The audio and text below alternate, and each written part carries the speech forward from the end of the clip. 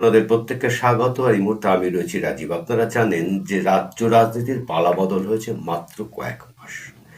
এর মধ্যে কিন্তু একাধিকভাবে আপনারা দেখতে পাচ্ছেন বিভিন্নভাবে বিভিন্ন মানুষ কিন্তু আন্দোলনে নামছে বারবার।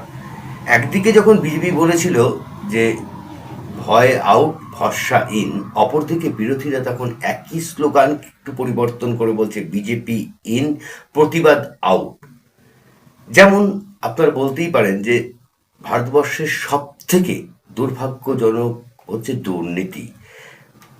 কদিন আগে নেট পরীক্ষা নিয়ে আপনারা দেখছেন রাজ্যের কেন্দ্র অর্থাৎ দিল্লিতে, শুধু দিল্লিতে নয়, দিল্লির বিভিন্ন অংশে কিন্তু নেট পরীক্ষা ছাত্রছাত্রীদের নিয়ে এক আন্দোলন হয়। এই আন্দোলনের আঁচ কিন্তু সারা রাজ্যে পড়েছে। আর ঠিক একইভাবে কিন্তু শংসাপত্র নিয়েও আমরা বলতে পারি রাজ্যেও কিন্তু একইভাবে আঁচ পড়েছে। জন্ম মৃত্যু সার্টিফিকেট ভুয়ো, এই নিয়ে বারবার দুর্নীতি বা আন্দোলন চলছে রাজ্য জুড়ে, এবং কড়া পদক্ষেপ নেওয়ার চেষ্টা করছেন পশ্চিমবঙ্গের মাননীয় মুখ্যমন্ত্রী শুভেন্দু অধিকারী। আর এই বিষয় নিয়ে আমরা কথা বললাম নদিয়া জেলার ভারতীয় জনতা পার্টির সাধারণ সম্পাদক শ্যামা প্রসাদ বিশ্বাসের সঙ্গে। তিনি ঠিক এই বিষয় নিয়ে আমাদের কি জানালেন, চলুন শুনে নিই। 2 মাস হলো ক্ষমতায় এসছে। আমাদের মুখ্যমন্ত্রী বলেছেন যে আমরা যে কোনো দুর্নীতির বিষয়ে আমরা জিরো টলারেন্স। আমরা বলেছি যে যে কোনো করাপশনে যদি রাজনৈতিকভাবে আমাদের দলের কর্মীরাও কেউ এর সাথে যুক্ত থাকে তার তদন্ত হবে এবং ব্যবস্থা নেওয়া হবে। সুতরাং ভরসা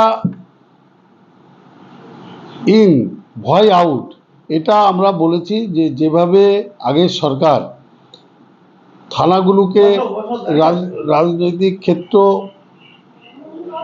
ক্ষেত্রে পরিণত করেছিল, সেই কারণে আমরা বলেছি কেউ ভয় পাবেন না, থানাতে আইনের শাসন প্রতিষ্ঠিত হবে, কোনো ভয় পাবেন না, ভরসা দেবে প্রধানমন্ত্রী নরেন্দ্র মোদী।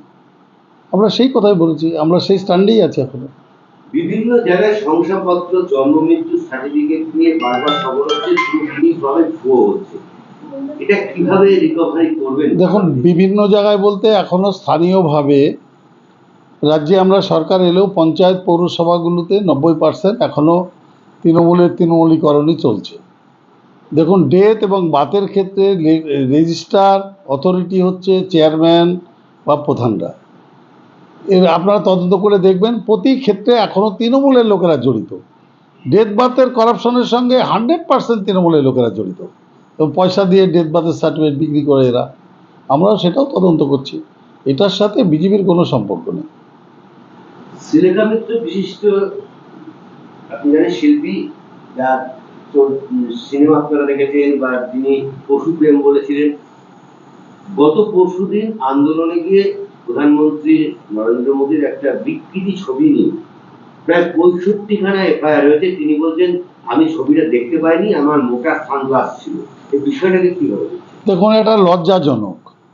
70-এর ঊর্ধ্বে নরেন্দ্র মোদীর বয়স, যে ছবি নিয়ে উনি ব্যঙ্গ করছেন যে কার্টুন ছবি, একটা কার্টুনেরও তো নির্দিষ্টভাবে একটা লিমিট থাকা উচিত। উনি কি, ওনার স্ট্যাটাসটা কি?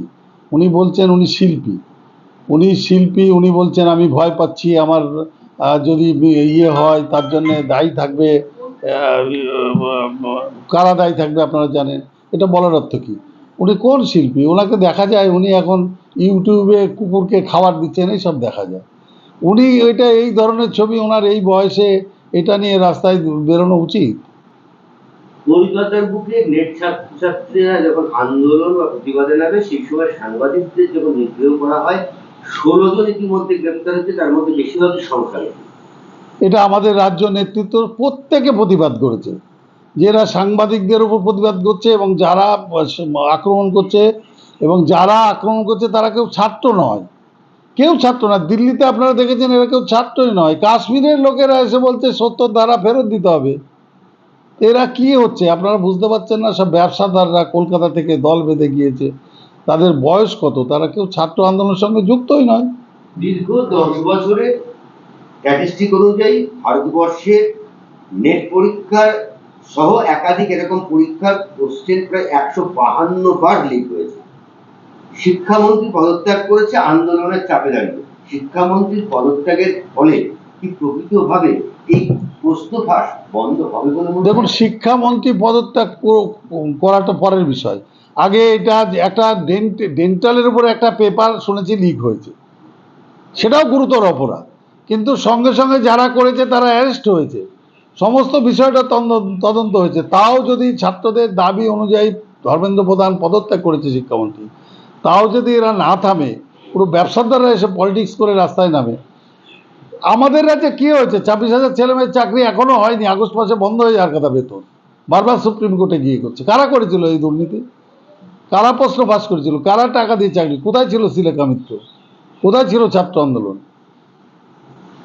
সুতরাং প্রত্যেকটা করাপশনের এখনো অরিজিন কোথায় আমরা জানি, আপনারাও জানেন। এর সবটাই তদন্ত হবে। যারা ভাবছেন যে ওই আবির কিনে মেখে গায়ে গায়ে লাগিয়ে ভেসে চলছেন, তাদের কারোর রেহাই হবে না, প্রত্যেকেরই তদন্ত হবে। সাধারণ মানুষ বিজেপিকে অনেক আশায় এনেছে। সামনে বর্ষা, অনেক এলাকাতে জলমগ্ন হয়ে রয়েছে, তার মধ্যে আবার পুজোর তামামা প্রায় বেড়ে গেছে, মাঠে কাশফুল ফুটেছে। সাধারণ মানুষের উদ্দেশ্যে দেখুন, সরকার, মোদিজি যে ভরসাপত্রে যে এজেন্ডা বলেছিলেন, ম্যানিফেস্টোতে যা যা বলেছিলেন, এবং শুভেন্দু অধিকারী আমাদের রাজ্য থেকে যা যা বলেছিলেন, সরকারের 20 দিনের মধ্যে সেগুলো আমরা চালু করছি। সমস্ত বেনিফিট, লক্ষ্মীর ভাণ্ডার থেকে, অন্নপূর্ণা থেকে, আমাদের আয়ুষ্মান ভারতের যোজনা এবং সমস্ত পরিকল্পনা, সব জায়গায় 100 দিনের কাজ চালু হয়ে গিয়েছে। এবং এমএলএদের স্পেশালি ত্রাণের ব্যবস্থা দেওয়া হয়েছে প্রত্যেক এমএলএ। সমস্তভাবে আমরা অ্যালার্ট আছি।